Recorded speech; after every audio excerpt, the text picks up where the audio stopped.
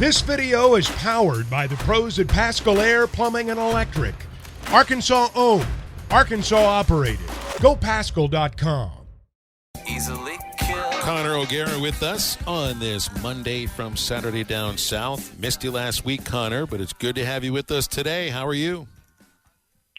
I'm doing well. You know, it was a busy weekend. I was covering hoops down here in Orlando all weekend. You know, a man of many hats I try and be for this company. Just out here writing ACC basketball columns, writing off Tennessee as well.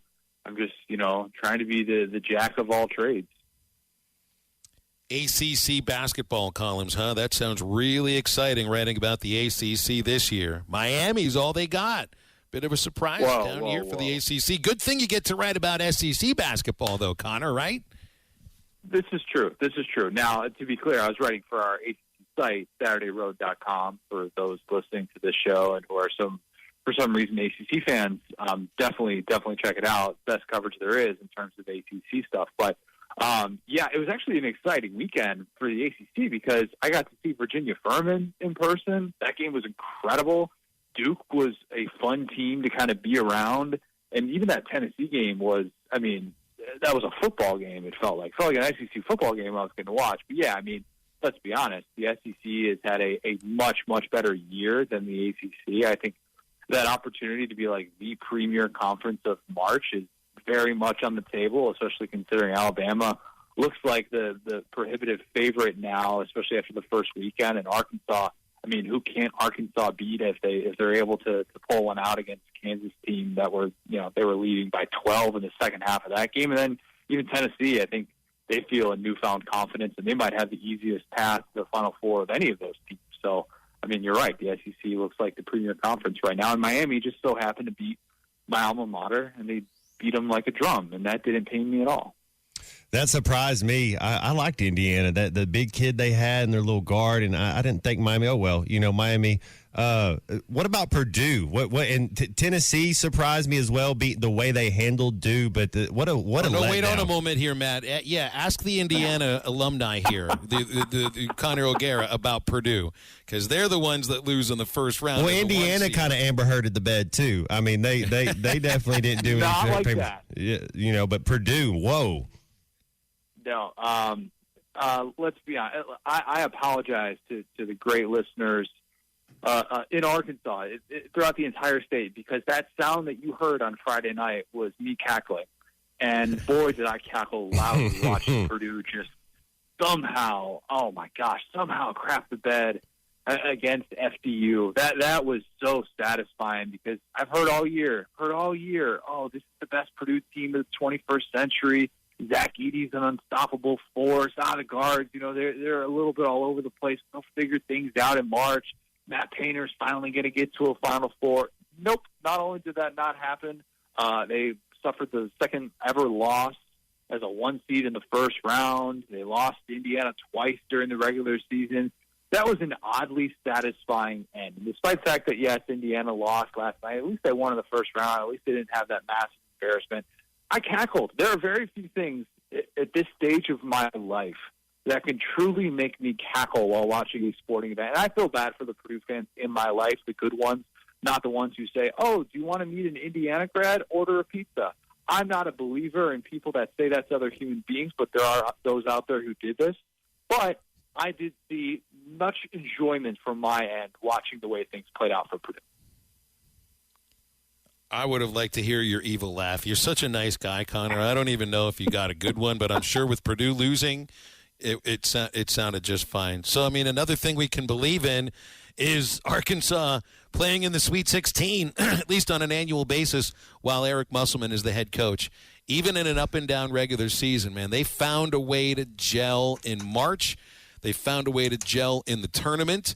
They beat a team that had an up-and-down season in Illinois, but to take down the number 1 seed in this region, man, it's the same thing. I feel the same way about you. You beat Kansas, you can beat anybody else. I think he's Tom Izzo South. I think that's what Eric Musselman is. That's what he is becoming very, very quickly. What I mean by that, because if you look at their career arc and all that, I'm not saying that those are totally different stories in terms of when they kind of came into their own at this level. But I mean it from this standpoint. there are coaches who can adapt to their team's personnel really, really well. And we talk about it in football all the time. Like, what does your team do well? Figure out those strengths and be able to kind of work with that. And what Eric Musselman has done with this team, which was, I think we could say, his most talented team on paper at least, is finally figure out, all right, what is the sauce to kind of get this team rolling, and keeping all of these guys actively part of this team, even when they went through their struggles. I mean, you see the emotion from Devo Davis afterwards, who just had a whale of a game. And you knew if Arkansas was going to make a run in March, we were going to have at least one Devo Davis game. You knew that was going to happen. But you see the way that this team continues to respond, how calm they are under pressure. That's coaching.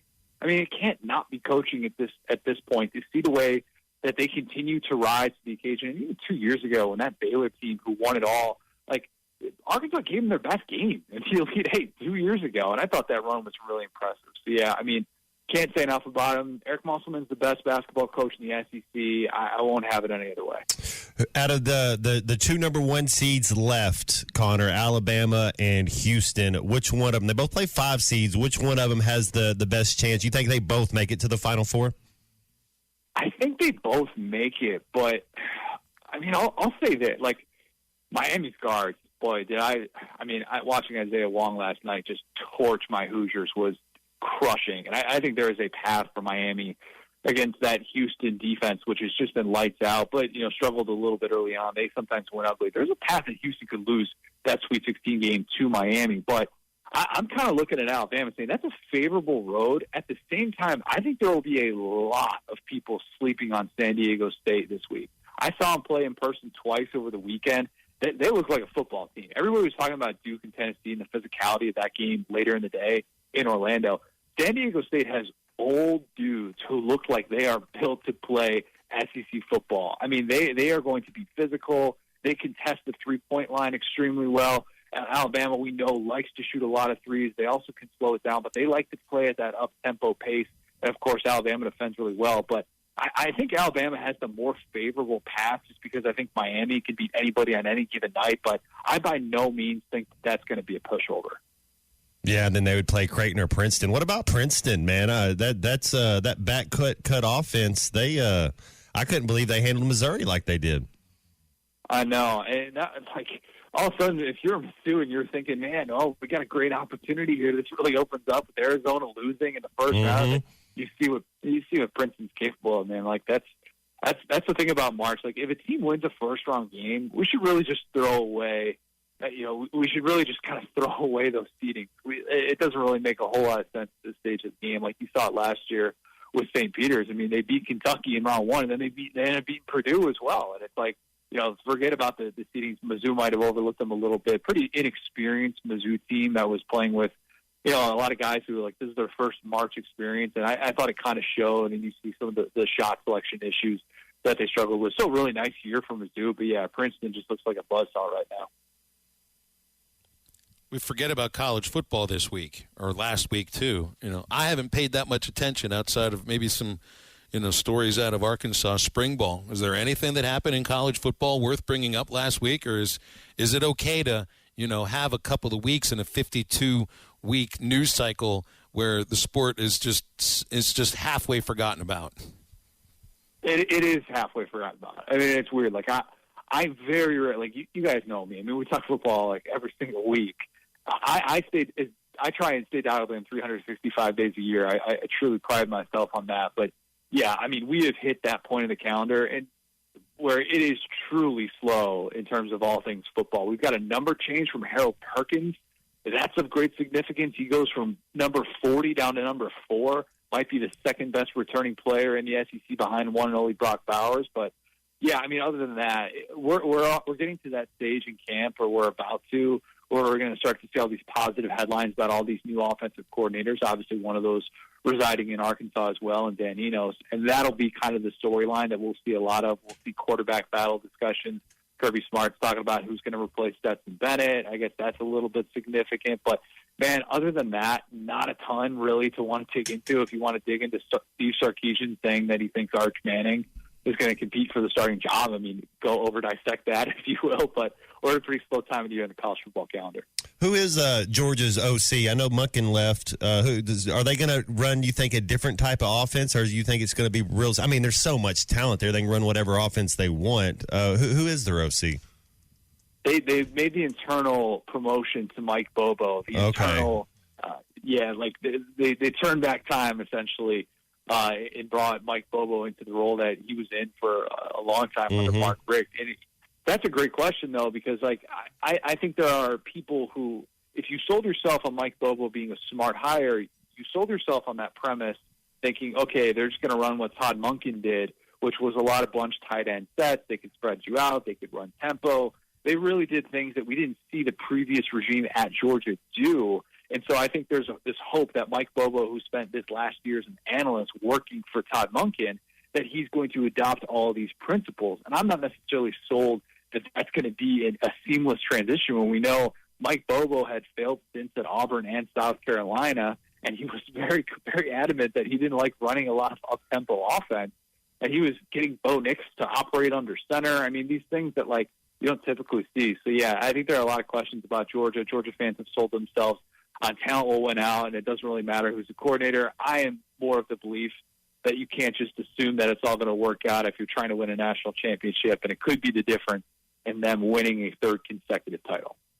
BetOnline remains your number one source for all your sports betting this season. Everything from the NFL and bowl season to esports. You'll find the latest odds, team matchup info, player news, and game trends at BetOnline. BetOnline features live betting, free contests, and live scores for almost any sport or game imaginable.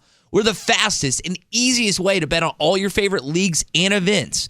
Head to betonline.ag to join and receive a 50% welcome bonus on your first deposit. Make sure to use the promo code BELIEVE to receive your rewards. That's BLEAV.